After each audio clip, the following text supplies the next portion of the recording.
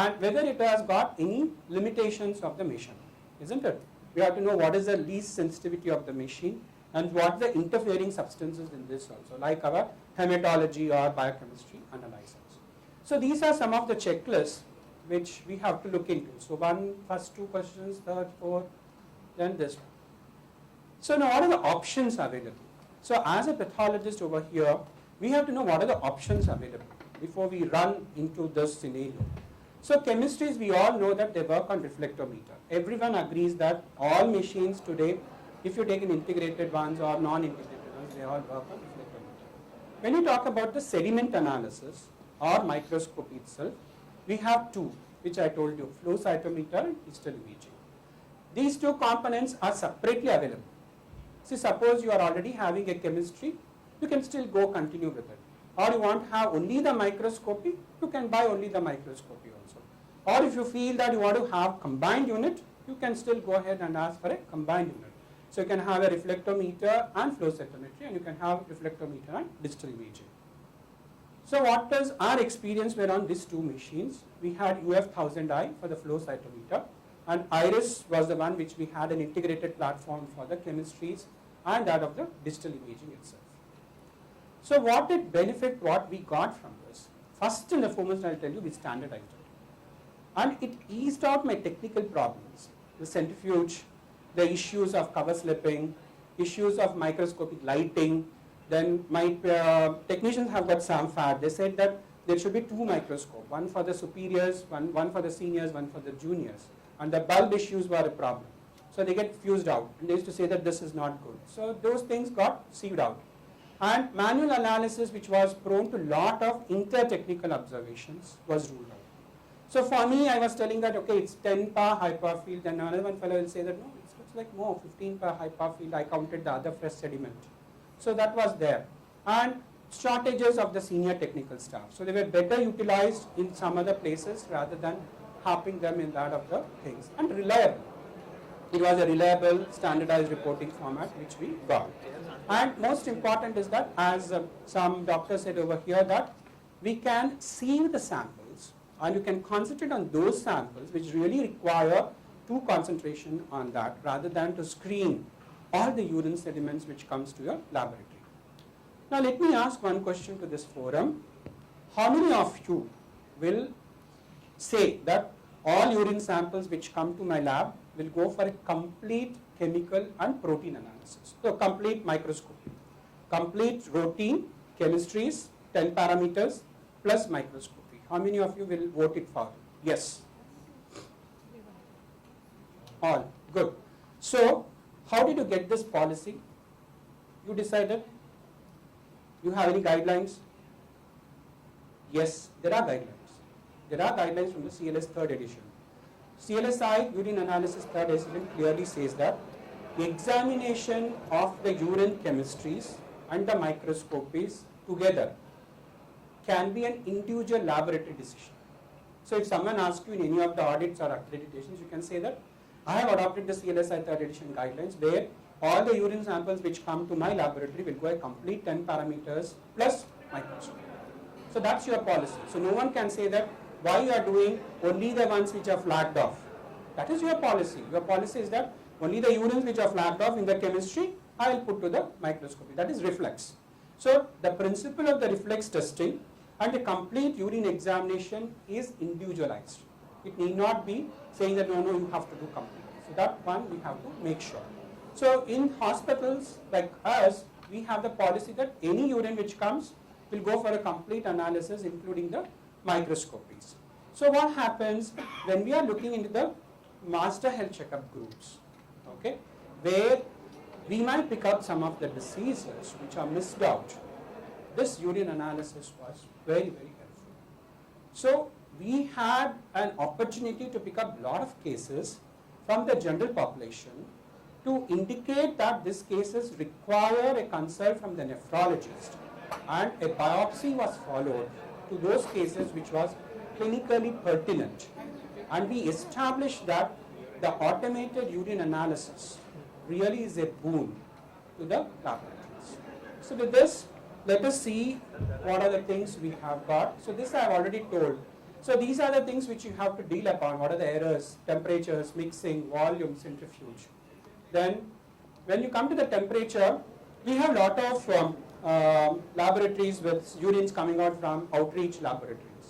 When they are doing it, you should remember that in the concept of urine analysis, old refers to the samples which are more than 4 hours. So all urine which has been tested should come to the laboratory within 4 hours. If you are examining any urine after 4 hours, it's compromised sample. It's deviation from the normal. So old samples are not giving you better markers or values. Okay? So that is very, very important. Now this, I was discussing about 250 microliters of the sediment after the spin you have got.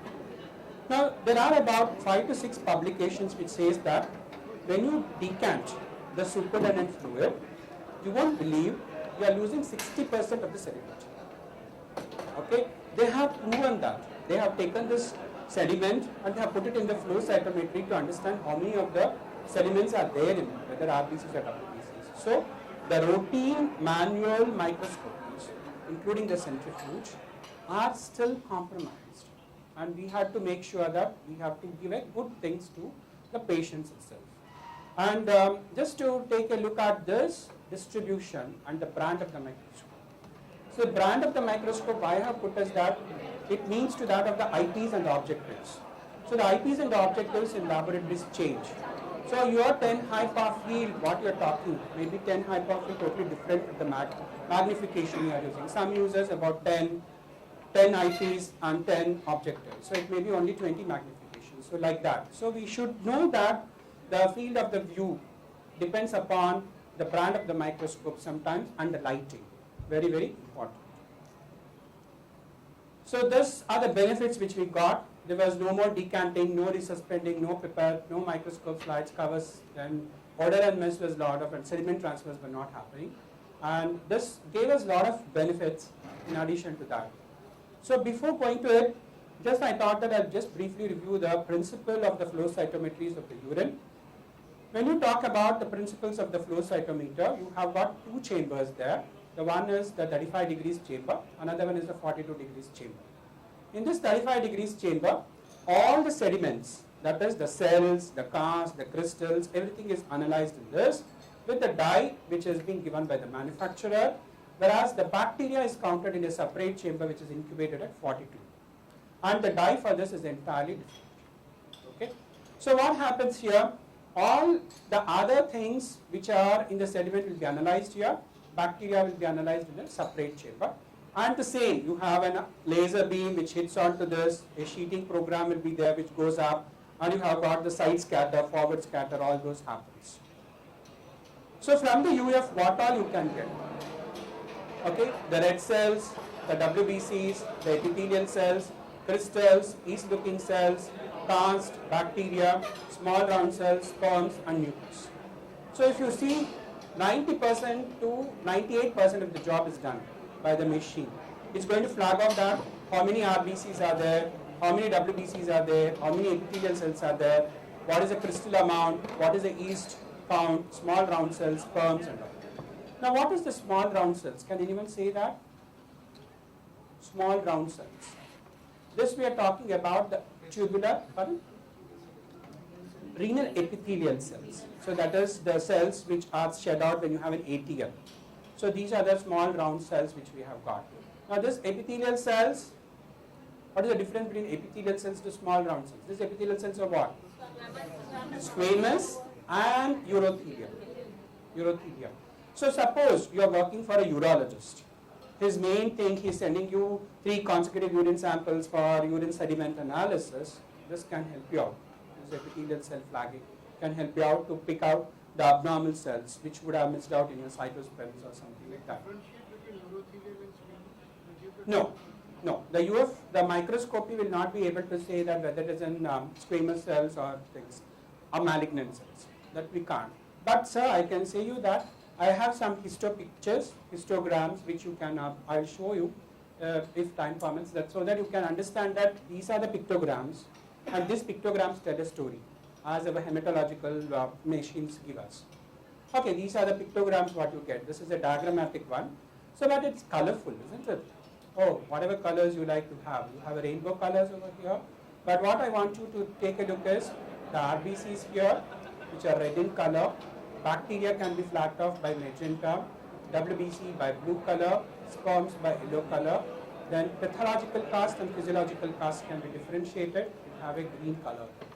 So let me just also tell that this machine is having a capability to decide whether the RBCs can be dysmorphic or isomorphic. So if you take this histogram here, as I told you, this red color is the RBCs, the green color is something to do with the yeast looking cells, the magenta is something to do with bacteria, and when you take the forward scattergram of the RBCs, you see that, so this peak is very near to the y-axis, which says that this is dysmorphic. So usually you should have more than the two, that there are 1, 2, 3, 4 vertical lines parallel to the y-axis. Now, the RBC histograms should be having a peak at the second vertical line. But if you have before that, it indicates that it is the dysmorphic RBCs. Now, if it is away from it, and you have the ones like this is going to be an isomorphic. And you have got distribution from first to the last, that is mixed. So what information we are getting, even if the RBCs are very few, and if you are able to say that it is dysmorphic, isomorphic, or it is mixed, it requires attention.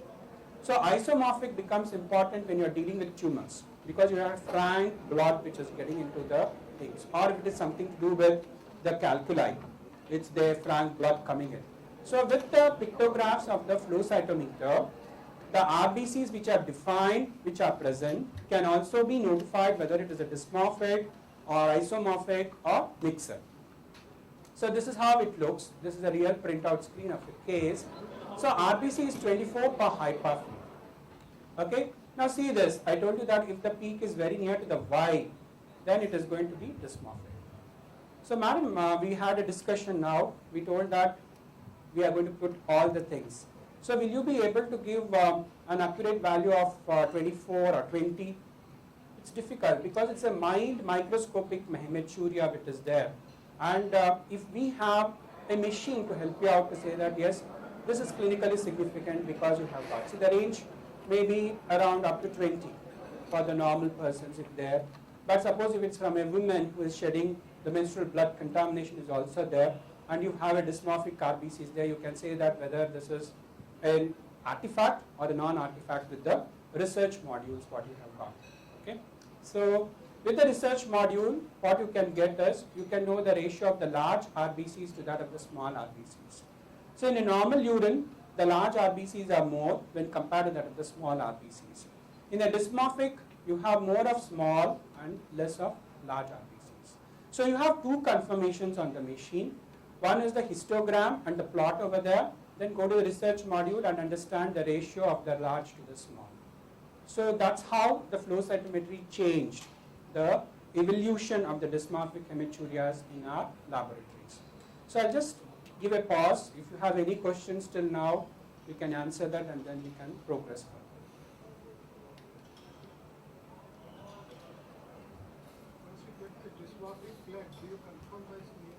Yes, you require to confirm. But what happens, doctor, when you are putting this urine sediment to the microscopy, you may or may not get a dysmorphic RBCs, but still you might have few RBCs that are floating. You can only say that RBCs are confirmed. But dysmorphism, phase contrast with this load, I think it's difficult to pick up. Yeah. Now this is the number, absolute number. Non-lysed RBCs is absolute number, where it gives you the number of the intact RBCs which are there. Now this intact RBCs will include both large and small population. It's a total of that, non-lysed RBCs. So you have RBCs in your urine, okay, but we want to know whether it's dysmorphic or not. Why? Because we want to target the glomerular injury, whether we are able to pick up the glomerular injury or not. Now this case actually is what we have got as that from a master health checkup. This guy is from a master health checkup. This which you are showing, is it phase contrast or wet mount? This is a wet mount, sir. It's a wet mount.